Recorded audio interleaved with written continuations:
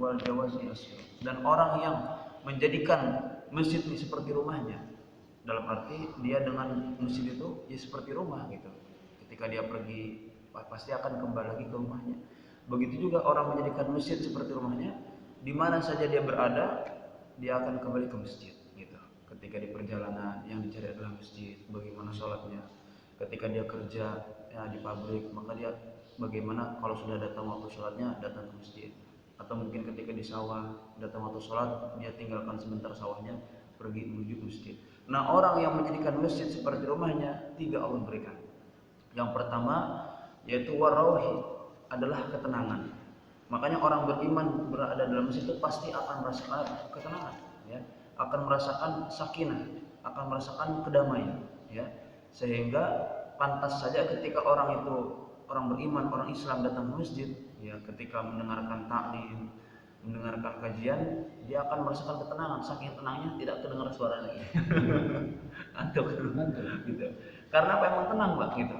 Maka terbukti nih orang-orang Amerika, orang-orang yang mereka ini tidak kenal dengan agama, begitu mereka melihat ini jamur apa itu yang ada di taman gitu, di tengah-tengah taman. Karena apa, ketika itu masjid-masjid tertutup, maka begitu dilihat, oh ini kok ada orang yang tertidur begitu di tengah-tengah majelis itu, maka dia heran, ini orang tenang betul ini, ya, damai betul hidupnya. Padahal apa, ini orang yang itu tidak pernah tidur, tidak tidurnya itu tidak pernah nyenyak, bahkan sehari semalam itu waktu tidurnya sedikit gitu. Maka datangi, ada apa ini kok ngumpul-ngumpul gini jamaah. Maka intinya ditaskil, akhirnya dia ikut gabung di situ supaya apa, hadir taklim, ya. Begitu dia coba duduk di situ, Pak, masya Allah, nggak lama ikut tidur juga. Padahal apa, dia tidak pernah tidur sehari semalam gitu. Ternyata betul di dalam agama itu apa, terdapat ketenangan, ketentraman. Nah, orang beriman berada dalam masjid, ya, sudah semestinya merasakan apa, ketenangan. Itu yang pertama. Yang kedua, warahmati, rahmat Allah berikan. Yang ketiga adalah wal jawazi ila sirat, dia akan diberikan yaitu kemudahan ketika melintasi jembatan sirat begitu. Dan ketika orang-orang mereka melewati jembatan sirat, kita sudah tahu bagaimana gambaran ya jembatan sirat ini, Pak. Yaitu tipisnya dikatakan dalam satu keterangan kitab, diantaranya Daqaiqul Akhbar, yaitu apa? Jadi jembatan sirat ini, satu helai rambut kita ini dibelah menjadi 7 bagian. Ya. Sudah tipis, dibelah lagi 7 bagian. Ya.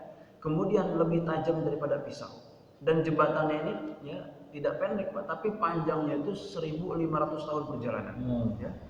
Sehingga maklum saja ketika kebanyakan orang ini melewati jembatan sirat, dia akan terpleset, ya, jatuh tergelincir, di dalamnya adalah neraka jahanam. Gitu. Ternyata di antara mereka ada juga yang selamat, bisa melewati jembatan tersebut. Siapa mereka? Mereka adalah orang-orang yang diberikan kemudahan oleh Allah untuk melewati jembatan tersebut. Di antaranya orang yang diberikan kemudahan adalah orang yang istiqomah berada di dalam masjid. Nah, dia akan diberikan kemudahan oleh Allah untuk melewati jembatan sirat.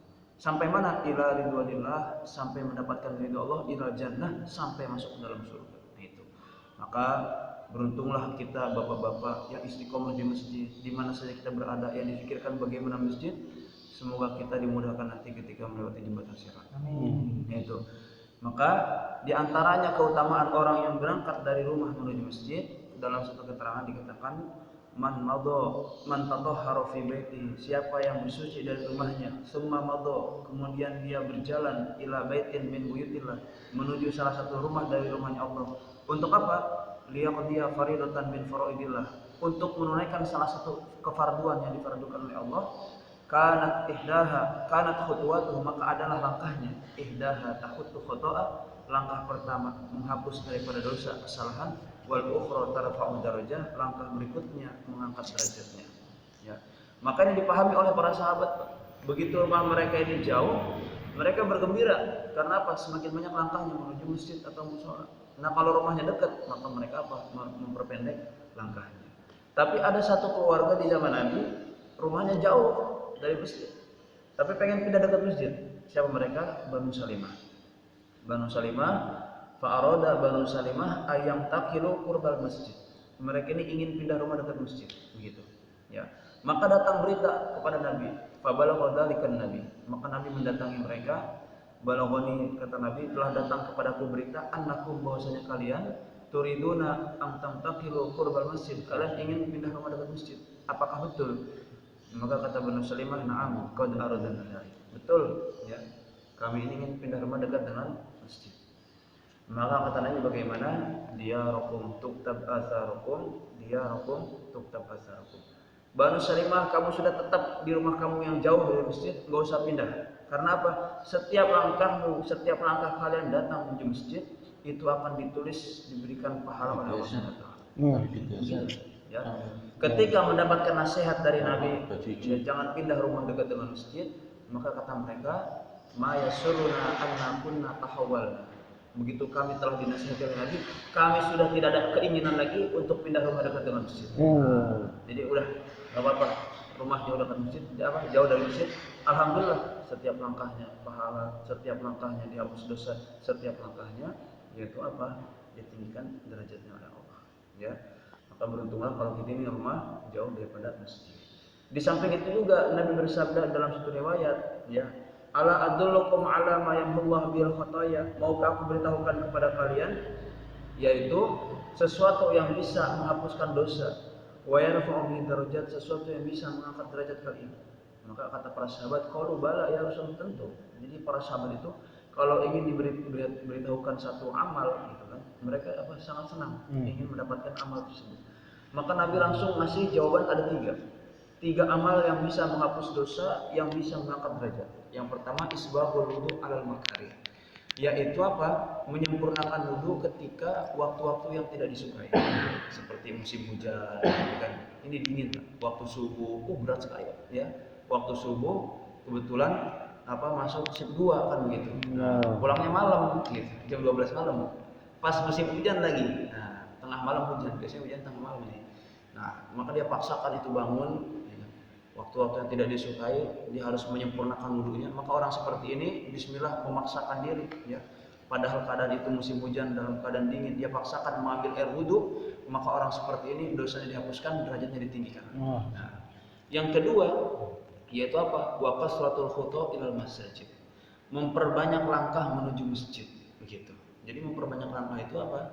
Menghapuskan dosa, mengangkat derajat. Ya, yang ketiga, waqtidorus shalah ba'da shalah. Menunggu sholat setelah sholat.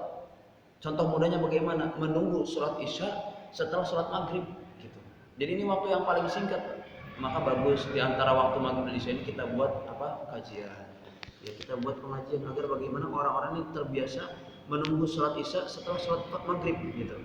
Ya, maka kalau orang menunggu setelah sholat, menunggu sholat setelah sholat, seperti menunggu sholat isya setelah sholat maghrib, orang seperti ini, ya, 3 amal ini maksudnya bukan itu saja, kata Nabi, fadzalikumur ribat, fadzalikumur ribat. Itulah yang dinamakan ribat. Ribat itu artinya apa? Membentengi diri kita daripada serangan musuh, kan? Musuh manusia yang terbesar ada 2. Siapa mereka? Yang pertama, musuh terbesar manusia adalah setan. Yang kedua adalah hawa nafsu kita sendiri. Nah, jadi 2 inilah musuh kita, Pak. Setan beserta hawa nafsu, gitu. Mungkin kita tidak diganggu oleh setan, tapi hawa nafsunya ada dalam diri kita, gitu. Sedangkan dalam satu ayat dikatakan innan nafsa la'ammaratun bisu, ya. Di juz 13, ya, lembar pertama sebelah kanan paling atas. Itu bahwasanya yang namanya hawa nafsu itu senantiasa memerintahkan kita kepada keburukan. Maka orang yang istiqomah 3 amal ini, ya, datang ke masjid, kemudian menyempurnakan wudu, menunggu sholat setelah sholat, maka dia akan dijaga daripada godaan setan dan hawa nafsu. Nah, itu pentingnya kita suka ke masjid. Karena kata Nabi inna syaitana dzi'bul insan. Karena setan itu adalah serigala bagi manusia. Kadzi'bil ghanam, seperti serigala kepada seekor kambing. Ya'khudus syatal qasiyah wan nahiyah. Yang namanya seekor kambing ini, Pak, akan diterkam oleh serigala kalau dia keluar dari kelompoknya, gitu. Jadi kalau dia ngumpul-ngumpul nih, ya, kambing ini ngumpul sama temennya, sama tetangganya gitu misalnya, ya. Misalnya dia buat kumpulan kambing itu, maka yang namanya serigala itu dia tidak akan berani, gitu. Tapi kalau salah satu seekor kambing, ya, keluar daripada kelompok mereka, siap-siap sebentar lagi akan diterkam oleh serigala. Begitu juga manusia. Kata Nabi, wa iyyakum wasy'ab, jauhilah oleh kalian menyendiri. Suka sendiri, gitu kan, di pojokan, mojong gitu, suka sendiri, gitu. maka hati-hati ya, karena disitulah kesempatan untuk setan menerkam manusia yang sedang sendirian keluar daripada kelompoknya begitu. Maka kata Nabi solusinya ada 3. Fa'alaikum bil jamaah wal ammah wal masjid. Senantiasa dengan jamaah. Jadi kalau kita nisab termasuk kita gabung dengan jamaah untuk membentengi diri kita. Kalau di rumah kita sendirian gitu kan, ini setan mudah untuk mengganggu kita gitu. Yang kedua wal ammah, kita suka berkumpul dengan masyarakat umum. Jadi kita ini diusahakan bergaul dengan masyarakat karena itu untuk membentengi diri kita. Apalagi pas ada di situ kerja bakti, sudah diumumkan kerja bakti. Nah, jangan alasan pura-pura sakit untuk kerja bakti. Nah, kalau kita nggak alasan kan setiap 3 hari kan gitu. Tadi diumumkan itu di blok A. Nah, kedengeran. Ya, bagi nggak ada yang kegiatan supaya kerja bakti, ini kegiatan 3 hari bisa. Gitu. Yang ketiga adalah wal masjid. Ya, masjid benteng daripada serangan musuh kita yaitu setan dan juga hawa nafsu. Jadi berjamaah dengan masyarakat umum dan masjid. Maka orang yang istiqomah di masjid Bapak, kata Nabi al malaikatu julasaum. Teman mereka itu langsung para malaikat. Jadi teman-teman ahli masjid ini bukan orang yang ada di bumi lagi, Pak. Orang-orang yang ada di langit itu temannya orang-orang ahli masjid. Al malaikatu julasaum. Teman-teman mereka itu adalah para malaikat. Ketika orang ahli masjid sudah biasa di masjid di musola, kok dia nggak datang ke masjid karena sakit dan uzur sebagainya.